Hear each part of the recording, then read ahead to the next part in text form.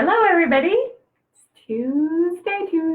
Happy Tuesday. Thriving Tuesday. Yeah. No, Tuesdays are thriving. I always mess that up. Maybe we should have called it the other thing. It makes any sense. Thriving with Tuesdays. That doesn't make sense. Thrive on a Tuesday? Thriving Tuesdays? Oh. I'm Shannon. I'm Brandy. She keeps things straight. Yeah, that's who we are. Yeah. I guess it's a Tuesday on a Tuesday. A Monday on a Tuesday, maybe. It feels a little bit like it. We have fun, exciting announcements. First off, I know we keep saying this, but Sun Valley just keeps granting me permission to wiggle people in, so I'm just going to continue to invite people to wiggle in. And then, hi Amanda. Then we have Park City. We have our dates, right? Yep. July 26th, 7th, and 8th? Yes. 26th, 7th, and 8th. We have a home. 28th. I'll mess it up. Park City Peaks, right? Park City Peaks Hotel. Yeah, there's a lot of T's, a lot of P's. Yeah. So if you look it up, it's the one that has the Ames chairs in the pictures. Yeah, see, I wouldn't know what that is, but EAMES. My husband will be really proud of me that I remember that. You did it. Mm-hmm. So we'll have information. We're just pulling everything together in the next day. Probably, yeah. I bet within 24 hours it'll go live on the website. Maybe even tonight if we get really. We could probably make those type of decisions tonight. We can do hard things. Yeah, yes, we can.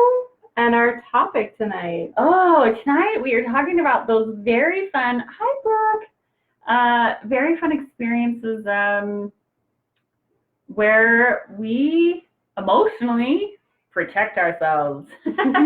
Yes. So the title, we're not talking about protecting self physically. No, but we're talking about how do we protect ourselves emotionally, and we're creative.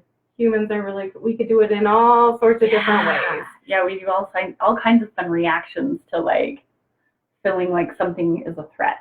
Yeah, I think a lot of people watched The Call to Courage this weekend with Brene Brown.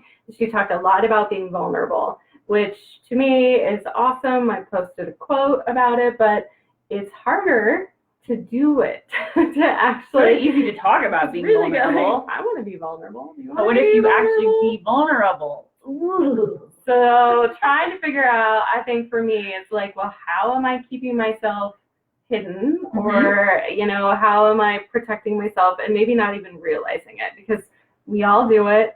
The nerdy part is it comes out of childhood and all that. And if you ever want to, come in and chat about that, let us know. We won't go there tonight. But we come up with these different defense mechanisms that protect us from being too seen, too heard. Maybe someone will reject us, and that is universal. We're all doing it. Yeah, and without going too deep into it, somewhere along the lines in our life, and this is kind of what Shannon was saying, we figured out this helped, right? Mm-hmm. And so oftentimes they do come out of childhood when we don't have the language, we don't have the experience, we don't have the power to navigate some of the emotional things that happen to us or around us or things like that. And so then we kind of build these defense mechanisms to go through it. One that I really have is the people pleaser. I was what can I do to make you happy? How can I fix this for you?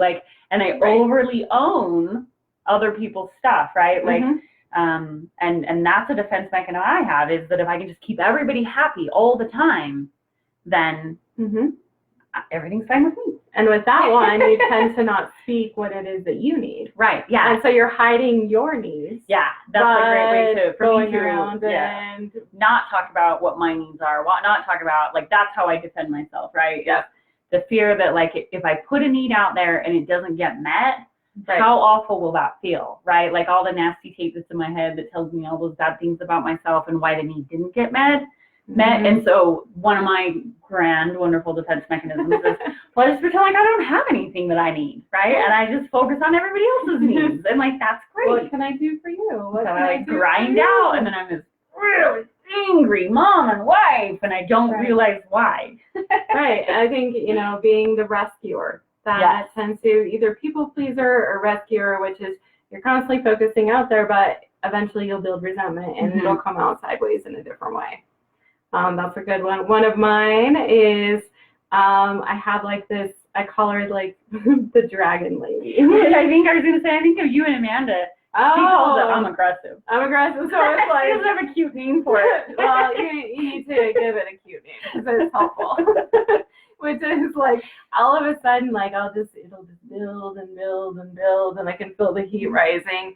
And then there's a part of me that Flames. yes, and I just like, I want to pull them back, and they won't pull back. And I can say really angry things that will, of course, it will protect me from people. People will want to get away from that. And essentially, in adulthood, it's not working. You know, the dragon lady coming out and yelling at the kids is not helping them clean their room. Right. It's helping them learn their own defense mechanisms. I can like set a boundary without going to the dragon lady. I want to like see the mother of dragons. No, she's not that cool. she's just mean. Like no fun. Like Jon Snow. No. It's just, so it's that a lot of people anger is a way to protect self. Mm-hmm. And so, and anger for a lot of us, there's a whole lot. Well, I don't like to use all or never, but in general, there's a lot underneath, which is like, right, I'm afraid, or, you know, we talk about being a mama bear. Mm-hmm. Usually that's like the mama bear really comes out when you're afraid that your kid is going to walk into the street or something. All of a sudden you'll react in a very big way. Mm-hmm. And so there's usually fear, embarrassment, struggle with self. There's a lot happening that isn't just the flames. Right. Yeah. Yeah. And I like Amanda kind of shared when she says that she uses the aggression to like get people to back away. Right. Like, that's in my world, you know, these things are something we spend a lot of time talking about when it comes to like how addiction plays out in relationships. And it's like these type of defense mechanisms that really come up and kind of interfere with having healthy relationships, healthy connections with people, right? Because if I always rescue people, like healthy people will start to back away from me. They won't know what to do with me. And unhealthy people that always want rescued, those are the people I start to attract, right? And so you can see where if I continue to just keep engaging in that same defense mechanism, like all the wrong people start to come to me, and then I just have more people to fix, more people to fix, more people to fix. And you never focus on me and take care of me, right? Yeah, that's what's a quieter one? A quieter one would be the shutdown. Yeah. Like I just don't speak what my needs are. I don't express how that makes me feel. I don't, you know, there's a lot of people out there that just don't go there. They just don't talk about what's going on internally, and that way nobody can tell them that that's wrong or reject them or judge them. And so it's a little bit, you know, it's not like the dragon lady. It's a little bit quieter in that, like, I'm just not going to go there. Right, but equally as problematic. Yeah. Right, because it's kind of connected to the rescuer type, which is if I just shut down and I kind of ignore what's going on inside, then I'm not ever good at meeting my needs. And if I don't meet my needs, I continue to pull away from other people, right? Like I continue to feel alone, and I'm not quite sure why things don't feel good and why I'm unhappy or whatever it is. Yeah. Yeah. Another one that's kind of related to the quiet one, and maybe it's not quiet, but I catch myself this, like, I hope that your husband's here. I know my husband's here, chime in. but it's funny because it's not actually like when I notice it, his name does come up, but like I go into victim mode and I start feeling like I can't comment. Right? And so when I know, like, it's funny because like I probably like will rant in my head about Brandon, but it doesn't cue into me that I'm in it until my ex, when his name comes in and I'm blaming him, then I know that I'm like, oh, I've finally, like, I've fallen off of the cliff of victim mode and I'm really scrapping it and grasping for people to blame, right? Yeah. And that is it's funny, like, bless your heart, Travis, thank you for doing that for me. But like, it's when I finally realize, like, I'm blaming you for whatever's happening in this moment, then I know, like, oh, I've really shifted in and I've really held on to, like, things from the past. I'm like just grasping for people to blame. You're going through the to data. not take accountability, right? Yeah, I'm going through like years of data, years of, slights or whatever it might be, to justify or to refuse to take accountability for whatever the situation is. So yeah, I mean, it's a funny one to go through once I get to that point, because then I start laughing. I'm like, oh, here I am again. Right? I've wandered on this very familiar path where I blame everybody for what's going wrong, and now it's time to figure out what my part in it is. And it's that it can go both ways, right? Because you can data collect and go through all the ways that people or entities or like yes, the universe as a whole is against you, or you can go into that self-defeating, like, I'm just a terrible mom. Yeah. I'm not a good counselor. Why do I even try? Like that whole like apathy or hopelessness. Yes. That's another way that's like, well, I'm just going to stay small here. I'm not going to say that I'm going to do anything big or, have hope that things will go well. I'm just going to pull that out and stay. I can do that. Yeah, Amanda shares that her husband he just does okay in a voice. Oh, He does the shutdown, and then Carrie's sharing with his easy justify the shutdown with the whole, now is not the time or a timeout. Well, you may need a timeout, but then what's the rule of thumb? You come back to it within 24 hours. So, big TV smile. There's that whole, like, it's okay to take a break when you need a break. Right. You got to come back. So, yes, the two words I know that are very triggering for people is if their person says, I'm fine, or it's okay, or nothing. Sure. Do what you want. That's a good one. So, yeah, whatever. Like, whatever. I don't care. You're good at these. I know. I'm really good at these. You've got them down. Brandon's really good. He's gotten really good at being able to share with me. Like, we had a salesman at the door, and like my way to deal with it, because I don't want to make the wrong decision. And so like, oh, what if we spend money on this person who's going to come and spray bugs? But then he said he was going to spray bugs in the winter. And I was like, it's Idaho. There's no bugs in the winter, right? Like, so then I just look at Brad and I'm like, I just want you to take care of this. Like, I'm just backing out because I don't want to make the wrong decision. You just make the decision. And he knew. He's like, I know what this is. This is you passing the buck, and then if I say yes, like, I know what's going to happen. And it was good, He helped me see what I was doing. We didn't do it. Yeah. The salesman assured us he'd come back in a day or two. Maybe in the spring. Spring would be good. I don't talk about things now. I won't sleep, and I'll wake up angry. Oh, if I do go to sleep, and my husband won't talk about things later. Ooh, okay. Yeah, that's hard. Don't have any rich conversations in the evening. Right? Just time them all for the morning. Yeah. Just kidding. That is hard because there are, like, if someone is in stress response and they do need, sometimes that, like, sleep will get them to shift. Right. Sleep's actually really good for me. Like, if I can get to sleep when I'm irritated. Right. That's the trick. Oftentimes for me, that is kind of a self-soothe. And when I wake up in the morning, I feel like, okay, I can talk about this now. But I get that. Like, I get that idea of, like, especially if you're ruminating on it, right? Like, you just get more and more important. And the likelihood is, yeah, you probably do wake up angry if you didn't get to talk about it because you probably didn't sleep very well. And so now you're angry and tired. Sleep deprived. Right. Yeah, that makes sense. Yeah.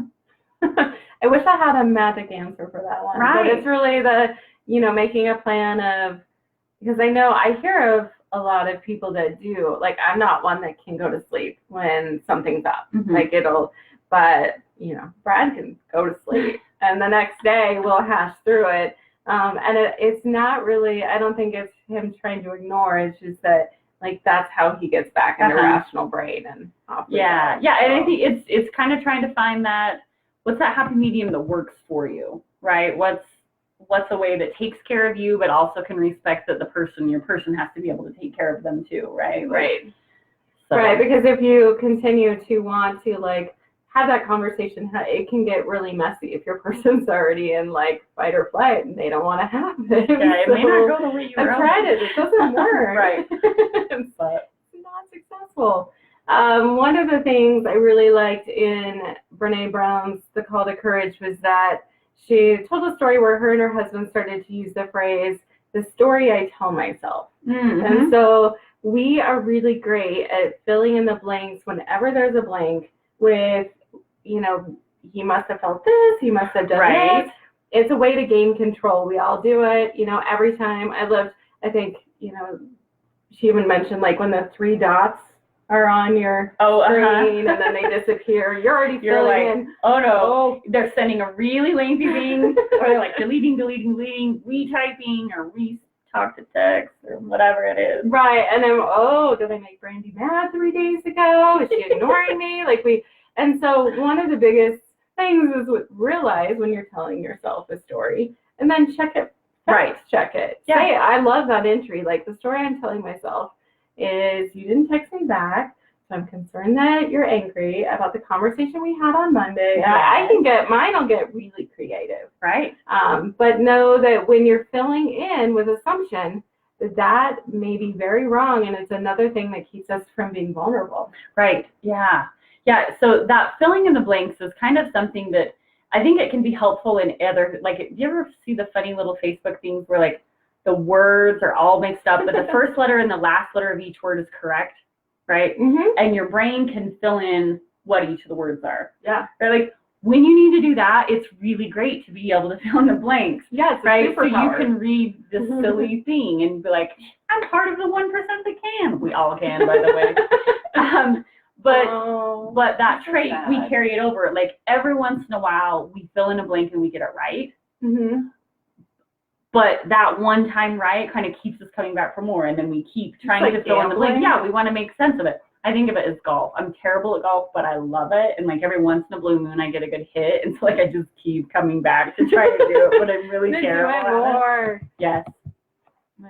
Yeah, my anxiety is a key to my misery when I am waiting for a response. Yes. And that's, you know, the stories we're telling. Right. That is the, you know, and they get creative and they're never positive and they're always full of gloom and doom and what if and worst case scenarios. And so being very mindful that like deep breathing, self-soothing can get that mind to calm a bit. Yep. There's some little ways that you can kind of get yourself back into the center. Like if you feel yourself, Amanda, dealing with that type of anxiety, like while you're waiting, one of the tactics I use is like, just start noticing like factual things. They can't be opinion. So like right now I'm sitting in a room and I could say Shannon has a cardigan on and she's got a coffee cup in her hand and there's a piano in the room, right? And you just start noticing really factual things. And I don't say like, oh, it's, you know, a pretty picture or it's, you know, you don't start adding that type of stuff. You just get really factual because it kind of helps. Ultimately, you're just distracting yourself from the emotions you're feeling, right? And so it gives your body time to start to down-regulate some. So that can be a really handy thing that, like, wherever you are, you can talk in your head and notice, like, there's a frame on the wall, there's a plant in the room, there's a window in this room. What am I seeing? And I think Byron Katie's one that I love, and because fear to me or anxiety is like this big cloud. And if I really really think about, like, what am I afraid of right now? It can be like, well, Brad's going to leave me. Right. And so she has a 4-step process, and it is it true? Is it really true? What am I with this thought and what am I without the thought? And what you realize is anxiety is just a part of like something I can't even prove. Yep. You know, it's usually, you know, it is a futuristic thing that you're not even dealing with. And so it is we have something's happening. I'm going to try to make it go away. It is something that is, if you dial it down to what you're really afraid of and then challenge that thought, sometimes you can get that to calm down. Brooke. Experiencing similarity with that, with anxiety. Yeah, we have very creative brains that get us looped into the what ifs. I'm trying to think what other type of defense mechanisms can kind of come up.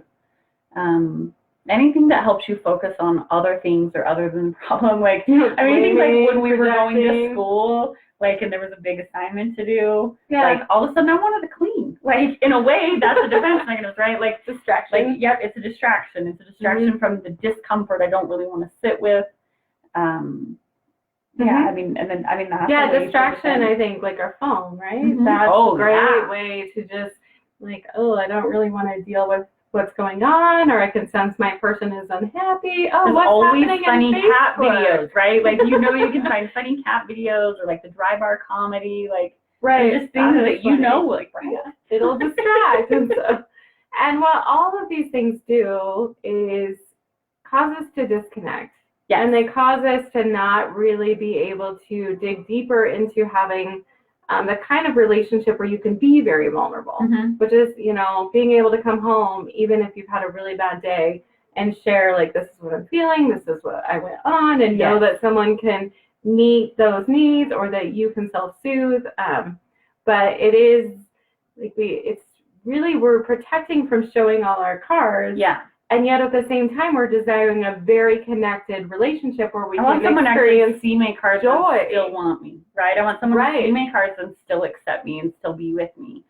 And that's, I mean, it's a scary thing. And I mean, we talk about this Yeah. in our retreats, and your brain experiences emotional pain like physical pain. It happens, you know, it processes in the same area of the brain. And so, I mean, it makes sense why we can have really big responses to things that, like, if we were watching someone else go through it, it's like, that's not a big deal, right? Like, this Right. is not right. Right. But in our body, in our brain, it does. It feels like it could be life and death because those emotions get processed in that same area. So, yeah, and if you're not able to go to that place where you can really, you know, it is scary to Mhm. show all the cards. I like this. We can use this Yeah. metaphor or whatever we've come up with here. But then at the same time, we're like, wait, like, I want this really connected relationship. I want to Yeah. have joy with you. I want, and you can't have it both ways. You can't keep yourself back right. and feel very connected. And so it's always doing us a disservice. And you have to build safety. Yeah. Not like every relationship, you want to just throw down all your cards. Yep. So, Yeah, one I can think of that I've practiced, like, with Brandon, and in fact just recently again, was I want to go through that process. Like, I know I'm not the only person in the world that just sometimes needs to vent about what happened in the day, but I don't want you to give me any feedback. I just Right. want you to be a pulse in the room that does not fall asleep. Right. And, like, occasionally, oh, wow, that's all I really want. And so, that sounds terrible. yeah, exactly.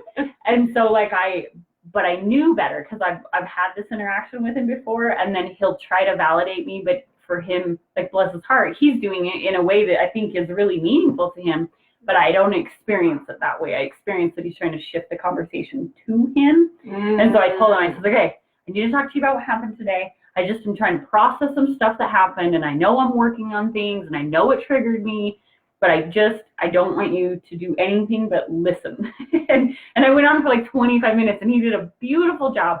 And what was so nice is, for me, I had an incredibly connective experience with Brandon. And that was really meaningful, to be able to have that shared connection with him, and not have it end in, you know, those other ways that it kind of has in the past sometimes, Right. where, listen, he wasn't doing anything wrong. You know, he wasn't trying to, you know, he was really trying to be supportive and, like, show me, look, that's happened to me too. Like, I get your pain, right? But that just wasn't how I felt it. So anyways, what I'm trying to say is, when we can start to bring enough awareness to what's happening, you can figure out, like, what are some ways I can try to create some safety while I practice this. You know, let me put a couple toes into the water and see how I do with it, and see how you do with it. And having that experience I had recently definitely helps me go, like, okay, yeah, like, I can have more of these conversations. And that was a really easy task to say, hey, just don't say anything. Just don't try to fix it. And I watched him, like, you know, he wanted to problem solve for me a time or two, and I watched him slow it right back down. It's beautiful. So, Brandon, thank you for that. Love that. Yeah. Real world. Real, yeah. Anything else? I don't know. I keep talking. Any other questions out there? If you can take away anything, and I think I say this a few times, like, this is stuff we all do.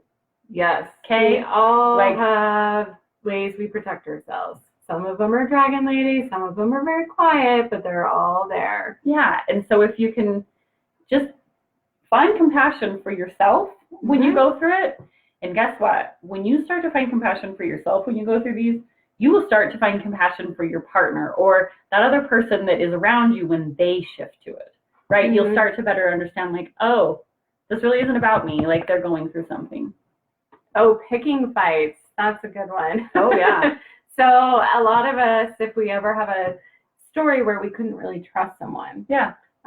we can, and we're not doing this consciously, we could, but we're going to set things up. Like, if I poke you here, if I do this, are you going to leave me? If I do this, will you reject me? Mm-hmm. And so there can be a dynamic where we're just, we just keep trying to see if this person will ultimately go Yeah. or reject us in some way, but we are purposely pushing buttons, if that makes sense, to see what happens. Yeah. And it's, and that's for, anyone who had a tough relationship with parent figures or had a tough relationship. I know for me, coming out of my first marriage, after I started dating Brad, I was like, what about this? Will you hang around if I do this?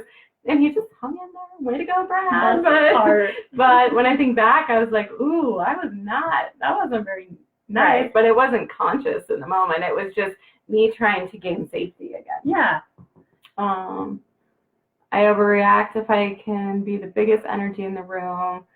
Right. And that's I've been thinking about this a lot lately in terms of like that big energy. I think that really does come from more of a childhood place. Like, can I be really big and get your attention this way? When really, like, I know that if I stay in a calmer place, I'm still able to make sure that the boundaries are there and that I'm able to state needs. But there are times where it comes out bigger. Yeah. Less and less, but there are still times. Like an alpha thing. Yeah, I mean, I think so. Like, if you're really feeling like, especially if you came out of any scenarios where you felt a loss of control in either relationship or childhood, you can then like really get triggered and want to make sure that in that setting you have control and that things will go your way. Don't talk to Brad about that. That might be a thing. Yeah, and even, I mean, it can also be connected to, not even necessarily alpha, but like the fear that I'll be left alone, right? I mean, the abandonment type fear that if I had important roles in my life in childhood, role models leave me, and it could be even like, it could be maybe they did leave. Maybe they didn't stick around to be a good parent or whatever. It could be death, right? I mean, it could be things totally out of the control and, and it could be an untimely death. And so their mind, their emotions are trying to still replay that same pattern. And they probably don't realize that's what's happening, right? Because none of us would purposely try to do this stuff. But like that little child in there that, like, whether it was mom that left the picture or dad that left the picture or whatever, we still keep trying to replay that out. And so it will, like, I'm trying to see, are you going to come back? Are you going to come back, right? Right. You're going to stay. Yeah. We want to be left alone, but don't want to be alone. I know, isn't that funny? Like, just leave me alone. And don't make me talk about this stuff and wait. Come be with me. Right. I'm going to wait until he shows back up. Yes, it is very confusing because we tend to give missed messages. I don't want you in here. Why didn't you check on me? Push pull. Yeah. Again, that's the like, don't reject me, don't leave me, but I'm pushing you away. Yeah. Yeah. And I would really urge, like, this is one of those things, sometimes it's easy to see it in our partner, right? Don't get caught in the, like, Shannon, look, I was watching Brandy and Shannon tonight, and you do this, you do that, right? Like, I would challenge you, if you watch this video, like, try to look into you. What is the way that I try to protect myself, right? And because that's the thing you're going to have control over, right? Like, that's the thing that you have the ability to, like, okay, I know that when this happens, this is what I feel. I don't want to do that because I can see it pushes us away, it pushes us apart, like, and then have that dialogue, because it is like when I find those things in myself and then I talk with Brandon about it, like, it gives him the little roadmap to me that says, hey, when this happens, don't go this way. Right. The bridge will fall. But if you go this way, Yeah. right, and we handle it this way, you can come on around and like we end up in this really cool place. Yeah. Right. And so I would totally urge you, like, take the challenge to kind of look out, what are my defense mechanisms? What are the things that I do? Because we all do them. Oh, everybody. Yeah. Yes. And then, I mean, that's really how we have set up for our retreats or our workshops is Totally. always about like insight into self. And then, of course, we can identify patterns in the Yep. person we're in relationship with, but first have a conversation about self and create safety that way so that it doesn't end up being the Yeah. blaming. Submission can be selfish. If I give in and just let them, yeah, the problem with that one is that over time it can cause a lot of resentment. And so I know, Brad is more of a conflict avoidant type personality. And so there's been times where I'm like, no, I need you to tell me how you really feel about this because I know it'll come out sideways. My book said so. So it's that, like, if we just constantly like give in, Right. then eventually we will want control back in some way. So yeah, great comment. Wow, we're over 30 minutes. People Ooh. are probably done with us. Remember the retreats, spread the word. We'd sure love to have 1 or 2 more couples in Sun Valley. And then Park City, we're working out numbers and details now, and we are so excited. Yeah. So, and I think it's my anniversary weekend. Ooh. So we're celebrating. It's like right before our anniversary. Yeah, we're celebrating our anniversary. Brad will go mountain bike, and I'll do my thing, and we'll go to dinner. All right, everybody. You guys have a wonderful Tuesday and a wonderful week. And of course, if you have any topics that you'd like us to cover, please throw that messages to us, throw it in the comments, wherever. We love to make sure that we're covering the topics that you would most like to hear about. Mm-hmm. And shout out to my husband. He sat through the whole Oh, thing. well done, Amanda. Way to husband. go, Amanda's husband. Oh, not me, but yay! Well done. They're not usually this Mr. long. Ron. We're going to call him Mr. Ron. They're not. They're usually more like 20 minutes. So well done. All right. All right. On that note, we'll We're say done. goodbye. Bye, everybody.